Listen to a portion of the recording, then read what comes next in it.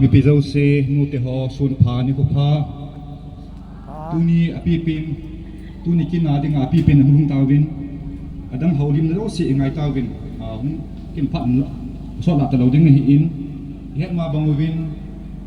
tu chung gal si in kum phan lam di bal tawin has kin ni thu ubin ke so hi in pi hi in ke la hi in lupi lang ho hi in adang lo si in pan thi sin ki pang so ke in cho hi ha se ngai ta pun imu so ke liu he tawin tu ni in ki khop khop na pinu hi le adang hi pun sei tawin in sei tawin lam kai te hoin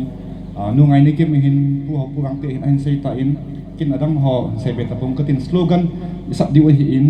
slogan di ho hi in sim thang ka tin Indian Army kan ke le saram karo ki hi ngai in saram karo ti chu ei bawa se ding a Indian Army ki min pha la ba yan sab di chu saram karo ki te pe ni za chawin za cha helbin ti ding a ban ne be ya mon nei lo a khusum ka deng sum ega ho ka chapang ho ka cha teo ka ji teo na ma hom kin a hin na aban bana hi na ta bang gup ta bang omin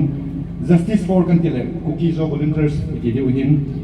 release the brave kan tele cookies of volunteers mama mi ding hin be neutral kan tele or leave the buffer ti chu e ho kang wai hen lang sum nu hen lang igam yu chu buffer ti na hi jingin laya ho sei na hin we want kan ticketing le equal treatment in ti de hin we want ticket le we want justice in ticket de hin chuting le anu kha pe na pai mo pen chu we demand on ticketing le separate administration hi ding hi in cho chu hung sau thimin abon chi ka chu i bahat man lo de je chun ban ni chan cheutin mun jo ading ho ha to ho jam ki ging muting slogan sabding hai to tautin ama sa penin Indian Army kan ti le saram karo ti chu impact de hin na ki ging tawam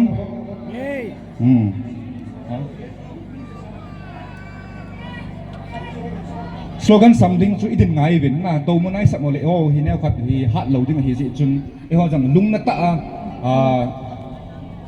sa tin hong chun ane khat dang min lang na langa isu piteo akiman ho again the ho hi tam ta ai mo hin to hi tu ni ta bang e ho bangai sa tin ki khu lo hin golada kai jang le bu angol wa ta hi hi ji ho jang cham khat cha min nga cha jang le am ho zan na le happy nan ani ding ho hitin ti pan tau tin ama sa penchu si ma bangwi Indian Army ka tile saram karo ki pa chu he mo jang hung pen de ke jang apen na hung pen de he Indian Army saram karo Indian Army saram karo Indian Army saram karo abanin justice for ka tile cookies of volunteers ki na he justice for cookies of volunteers justice for cookies of volunteers justice for cookies of volunteers abanin release the press kan ti de cookies of volunteers mama he kaile release the brave cookies of volunteers release the brave cookies of volunteers release the brave cookies of volunteers ki pa min na banin ne pa ding na lai win be neutral kan ti le or leave the buffer ti chu English pa hello jam ki mel chi bilang tu ka ding na be neutral be neutral be neutral ki pa min abanin we want kan tile equal treatment we want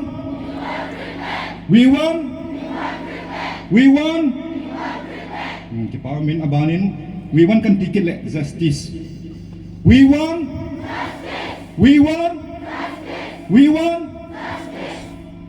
anu ka pin chi hi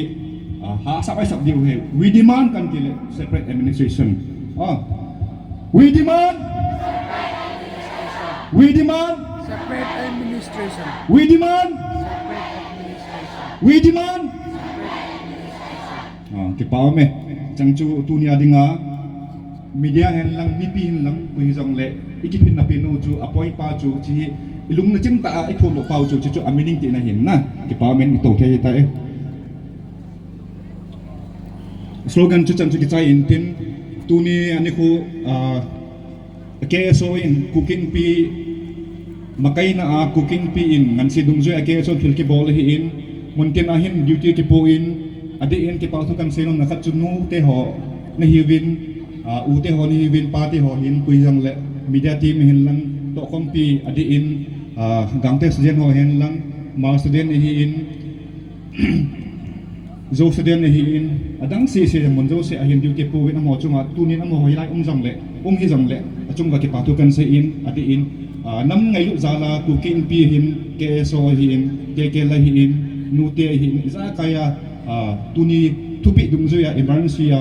ki pin na lung thai lo le sa na ba hung ka som no sung chunga chung che ki patu kan se win mabana jang tunin lam kai ton se ma bang zo win iki pin now ilung tu mo hi tu hi ma chaw nai lo hi mabana jang ki sang la kho zo wa hi itabang protest elo to khom elo le ki zo na elo le iza kaya bol hi government idin pin na diu ba involved in ji chun ade in iza kai thil ki bol pasal hon tam ta ki bol jang le nu te ho in taw na to tha a nung pan pi lo wa le ki ho hi mo se ke hi diwe hi chun ke so hin si so do si jong nu te hon taw na ne gel to ben ti chu ki chai na kan se hin tin mi na se khom de ki ngajam de ki phat chan stam te ki pa e hello kita umin abanin closing prayer evangelist sisim inakaw vinahi chule mi piding headinga kaga seinum chu hile sinin protest kichai hen lang hi zong le shut down kichai nai lo hi zin ving sung khusung ho nupi hoin ana